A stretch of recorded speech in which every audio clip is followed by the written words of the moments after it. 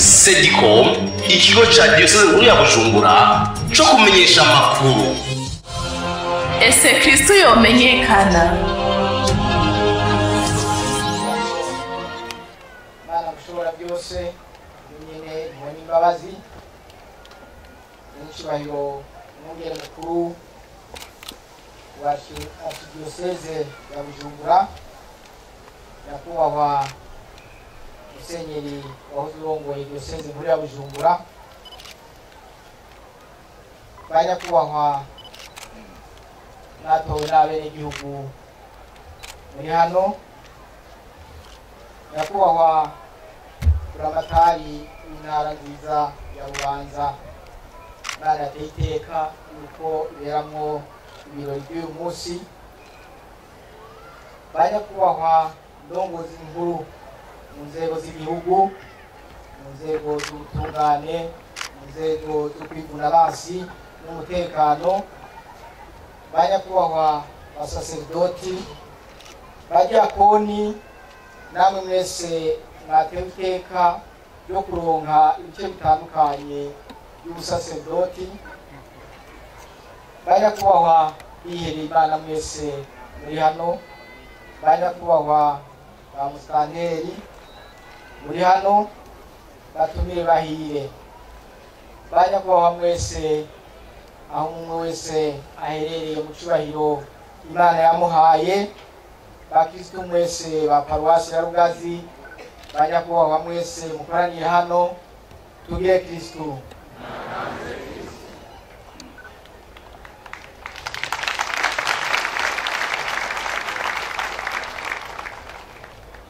Nyakubahwa umugeni mukuru wa Diyoseze ya Bujumbura, banyakubahwa mwese mukoraniye hano, mumundire nifatanye n'iki gihugu c'Imana gikoraniye ngaha kugira ngo ntangure nshime mw'izina rya nyenicubahiro umukuru w'igihugu c'u Burundi yandungitse kugira ngo ndamuserukire muri bino birori, mw'izina rya leta y'u Burundi no mw'izina iwanje nyene.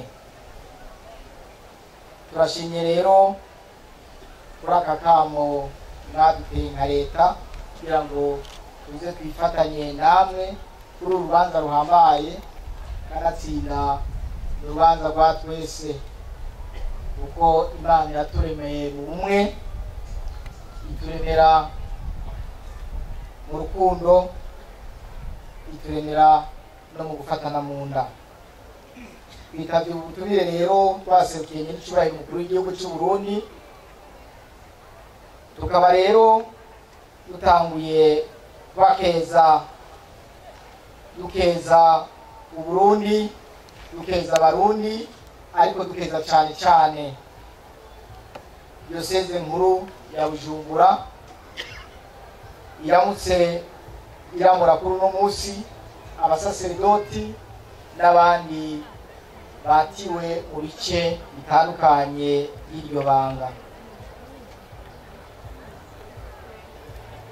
Uku kuntu rero Imana yitoreye abantu yishakiye ikabashira imbere y'abandi, atari uko babisha abandi utore canke agateka, ubwenge n'ijunja, ariko ikabahitamwo kubagira indongozi, niko Imana isanzwe ikora. Twebwe indongozi z'igihugu c'u Burundi twarabizirikanye, twongera turanabitahura, ari naco catumye dusubiza Imana ikibanza n'iteka yamanye mu gihugu cacu c'u Burundi, mu kwishyira imbere muri byose na hose, duhereye kw'ibwirizwa shingiro y'igihugu cacu c'u Burundi. Banyakubahwa mwese batumye bahire, ndashimiye cane Ekleziya Katolika, umuryango w'abemera, n'ikoraniro ry'abemera Imana. Turayishimiye rero ko yashimye gutumira indongozi z'igihugu ngo dusangire bino byiza. Turakeje kandi abayirongoye bareze bakarera bakuza mu munsi bakaba baramuye. Twakeje tukiriko uko naratahuye wamwibutsa ngo ushaka iteka araritekerera. Turembera kandi turemanga ko udahengeshanya gukora ibikora mu bisata bitandukanye, kandi ntidukekeranya ko utazodohoka kuri uwo mutima, na cyane cyane ko mukorera Imana. Na kare abarundi barayamaze gusaba umwiza mugasa, umwiza nawe dusaba ni Imana mushobora byose. Iruhande rero kugaragaza akanyamuneza no gushima, mu nkundire bashikirize ijambo nyamukuru twarungikanywe na nyenicubahiro umukuru w'igihugu cy'u Burundi. Basaseredoti mwejeje kwatirwa, turabakeje mu mabanga mashasha ambaye mwejeje kwemanga no kugabana. Ibanga mwahawe sibisanzwe, uko yabagize ababyeyi b'igihugu kinini. Nimuhimbarwe rero bavukanyi, kuko ubu tuzobahamagara patiri, ni ukuvuga ngo data, ni ukuvuga ngo papa, ni ukuvuga ngo umubyeyi. N'amabanga rero ahambaye. Ibyo navyo bikaba ari katabonwa na bose, kuko mwatowe muri benshi, ariko muri abo benshi Imana ibashira imbere ubwo gushaka kwayo. Mutangwe ubutumwa mu gihe Burundi wejeje kuronka indongozi nshasha zivuye mu matora. Turizeye tuziye rimwe rero, haba mwebwe mutanzwe ubutumwa cyangwa indongozi nshasha zazowe muri aya matora, tuziye rimwe mu murima w'Imana, kandi ibi sigihamana na gato. Mu gihe ubutumwa mugiye kurangura bushingiye ku kumenyesha inkuru nziza aboro, kunga imitima yavunitse, kumenyesha ababoshwe ko babohowe, abahumye ko bahumutse, abacinyijwe ko babohowe, kumenyesha umwaka w'ubuntu bw'umukama, niko indongozi zishasha z'u Burundi nazo zishira imbere gufasha aboro kuva mu bukene, kuremesha ibiganiro kugira ngo imitima y'abahamutse kubera ingane zaciye mu Burundi itekane, no gufasha guhindura ingendo abarundi banyoshwe n'ingeso zisubiza inyuma igihugu cyacu cy'u Burundi. Mu gihe mwebwe muzorondera kwigisha abantu nk'abahanuzi, kurongora abo mujejwe nk'abami, no gutagatifuza igihugu c'Imana nka Yesu we yabaye umusaseredoti mukuru akura bose, natwe n'indongozi dushaka kwigisha abarundi ingene bo kwiteza imbere, kurongora abarundi tubanywanisha kandi tubatunganiriza. Murumva rero ko ubutumwa mujejwe ko bufitanye isano n'iby'abene n'igihugu biteze no ku ndongozi zabo. Nkako ubutumwa bwanyu bwo gufasha abantu kunywana n'Imana, hamwe n'ubutumwa bwacu bwo kubatunganiriza, kubafasha kubaho neza bafite amahoro n'umutekano, bose ni ubutumwa bw'Imana kandi n'imagiriranire. Twashaka rero kubasaba muzokwame mwibuka ko ibanga ryanyu muritekeye mu rwavya rw'umubiri ukeneye kubaho neza no kubungabungwa. Umwe wese rero akora ibyagejwe, tuzohurire ku kintu kimwe kandi gikuru. Ico kintu naco ni neza y'ikiremwa muntu. Imana yaremye mu ishusho ryayo, ni neza y'umwene gihugu, ni neza y'ishengero ry'Imana rikoraniye hano.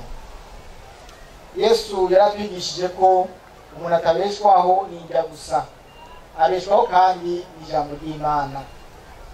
Ekleziya nayo iratwigisha biciye mu nyandiko Papa Paulo wa gatandatu yasohoye mu mwaka w'igihumbi kimwe n'amajana 967, avuga arugura twamugina iterambere ari ryo zina ishasha y'amahoro.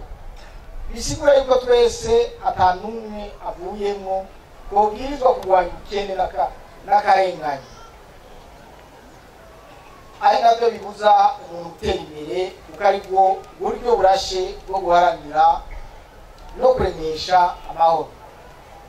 Muri iyo nyandiko kandi Papa Paulo wa gatandatu yigisha ko umuntu kugira ngo ashikiye mu bigero Imana yamugeneye, yongera abeho gushika mu zabukuru, akenera gutera imbere wese.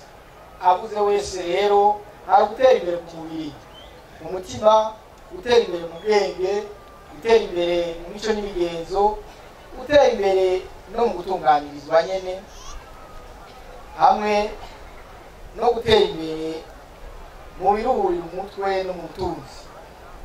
Leta y'u Burundi irashima cyane ingene Kiliziya Katolika yavyitwararitse cyane cyane mu gushyira imbere ibikorwa by'iterambere, haba mu kubaka amashure, mu kubaka n'izindi nyubakwa z'iterambere rusangi n'ibindi bikorwa biteza imbere abenegihugu.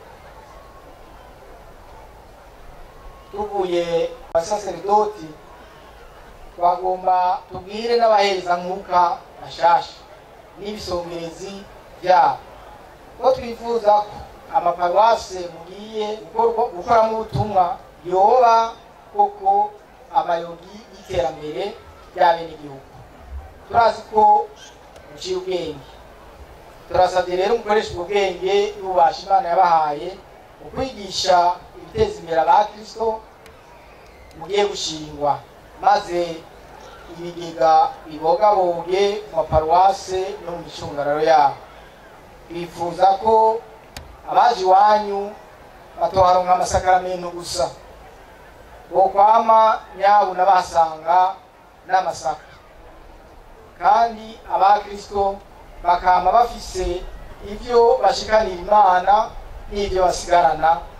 Nimwateza imbere abakristo, amaparuwase yanyu rero azotera imbere kurusha. Niye rero ngo muze dusangire ubutumwa bwo kwigisha abarundi gukunda Imana n'igihugu cyabibaye. Tuzamure utunzi bw'igihugu, twoye kwama duteze inze na kare abarundi barayamaze wakari muhana kazi burisi. Dusenyere ku mugozi umwe, tuzuzanye, tubere imboneza mu byanyu, tubabere imboneza mu byacu. Nakari ngo tubiri tuvurana ubupfu, kandi umuntu umwe yifasha gusara, yifasha gusaba. Namwe abakristo ba diocese nkuru ya Bujumbura, namwe bashitsi mwagendeye diocese, Burundi ni igihugu cyahaye Imana ikibanza cya mbere. None bivuga ishimika nti Imana yihaye ikibanza cya mbere mu gihugu cyacu, kuko Imana ntihabwa n'itanga bwo byose. Abarundi natwe imitima yacu iraca bugufi iravyemera, turaheza tuyemerera kuja muri ico kibanza cya mbere, kuko hari abayirukanye mu mitima yabo, mu ngo zabo, mu bihugu byabo. Uburundi rero bwahaye Imana ikibanza cya mbere. Iyo Mana tuvuga rero niyo ya Mana yaremye isi n'ijuru, niyo ya Mana yaremye ibiboneka n'ibitaboneka biri ku isi no mu ijuru. Ni Imana mbyeyi kandi ni Imana nkozi. Imana twashinze imbere yani ku kivi ni Yesu Kristo wenyene abitwibwirira, aho yagira ati, aha tubisanga mu Njiri ubutumwa bwiza bwa Yohani igabane cya 5 umurongo wa 17, avuga ati data aguma akora kandi nanje nyene nakora. None twebwe nk'abana b'abantu twarimwe n'Imana, boba turi bande canke turi iki kugira ngo ntidukore? Kandi n'Imana umuremyi wacu nayo yari iriko irakora, umwana wayo w'ikinege yama ariko arakora. Iyo ngebuzo tuyigende, twiyumve ico turi n'ic'Imana itwitezeko, kanatsinda w'imfizi y'intama itendera nka se. Uwo data wacu ni Imana yaturemye. Banyakubahwa murongoye umuryango wa Eklezia hari Bujumbura, nk'uko twabisabye abahereza nkuka bati uyu munsi twifuza gutsimbataza amahoro biciye mu kuzamura iterambere, Burundi wese akaronka ibimubeshaho. Nimuze rero ayo mahoro tuyaronderere hamwe, uko nawe utisimbiza. Muze dufasha abarundi gutunga kandi bagatunganirwa, bagatera imbere mu nzira zose zishoboka kandi zihuye n'ishaka ry'Imana. Na cyane cyane dufashe mu gusubiza mu zabo abaziteshejwe, mu gutahukana impunzi, mu kuremesha ibiganiro bifasha abarundi bamaze igihe bafise ubwoba bwo gusubira kwiyumvamo indongozi zabo, bafise ubwoba bwo gusubira kugana igihugu cyabo. Dukoresheje twese hamwe ibisata by'iterambere, haba mu madiyoseze murongoye cyane mu bisata bya leta, ikiyago cyubaka nacyo tuzoriha umwanya ukwiye umurundi wese ashikirize ibyo abona, ashikirize ibiri ku mutima. Nk'uko umukuru w'igihugu yabishikirije ku rubanza nkuru rwabereye muri komine ya Shombo, ibihe turimo ibihe byo kwiyumva nk'abarundi bamenye koko Kristo. Ibihe turimo ni ibihe abarundi bamenye Imana kandi bakayiha ikibanza ca mbere. Ibihe turimo ni ibihe byo kugengwa n'Imana, aho kugengwa n'ivyiyumviro by'abanyabwenge batazi iyo tuva, aho tugeze n'iyo twerekeza n'iyo turoye. Ibihe turimo ni ibihe Burundi bugiye kubera umuco amakungu no gutabara ibindi bihugu. Ibihe turimo kandi ni ibihe byo kwibohora imigozi ya sekibi yabasha abarundi imyaka irenga 100. Udatahura ibihe turimo yoheza akabaza, agashikiriza icyiyumviro mu bwitonzi, adakamiye mucoze basesa nkuyose, kandi azoheza aronka inyishu yongere yungane. Dufashe rero kuremesha abarundi batsinda ubwoba, basubire mu zabo, bagaruke mu gihugu cyabibarutse, bahumbire ryajwi ry'Imana rimwe ribabwira riti humura, ntugire ubwoba kuko ndi kumwe nawe. Imana iri kumwe n'Uburundi, umurundi ahari hose yorema kandi akayizera. Imbere yo gusozera, twashaka kwifatanya na leta muri ryasekeza ryo kurandurana n'imizi ikiza karanda cya coronavirus. Amagara n'amazi aseseka ntibayore, kandi karahara mu ruganda ntibacura. Tudafise amagara meza iyo tugora kugira ngo dushike kuri intumbero Imana itumurikira gukora mu gihugu cyacu cy'u Burundi. Iyo sekeza y'umukuru w'igihugu yise ndakira sinandura sinanduza, nk'uko nyenicubahiro yayitaziriye, riduhamagarira kudafata minenirwe na gato ico kiza cya coronavirus. Twitwararike rero impanuro z'ubushikiranganji bw'amagara y'abantu, ibikorwa biriko birakorwa mu ntara zose byo gusaba bene igihugu uwo ari we wese yumva ko yoba yiketse ko ibimenyetso by'iyo ngwara ko yoja kwipimisha hafi abene igihugu bavyita. Nyenicubahiro mwungere mukuru wa diyoseze muri ya Bujumbura, banyakubahwa mwese mukoraniye ngaha, umwe wese icubahiro Imana yamuhaye, dusozereye rino jambo dusubira gushimira Imana, dushimira Eklezia Katolika ubwiza byinshi yakoreye Burundi, dushimira cyane cyane Diocese nkuru ya Bujumbura ubutumire, kongera tumenyesha abahereza nkuru bashasha ko turi kumwe nabo, haba mu bikorwa by'Imana, haba mu migambi myiza yo kuremesha abemera no guteza imbere igihugu cyacu n'abakirimwo bose. Murakoze cyane, Imana ibahezagire.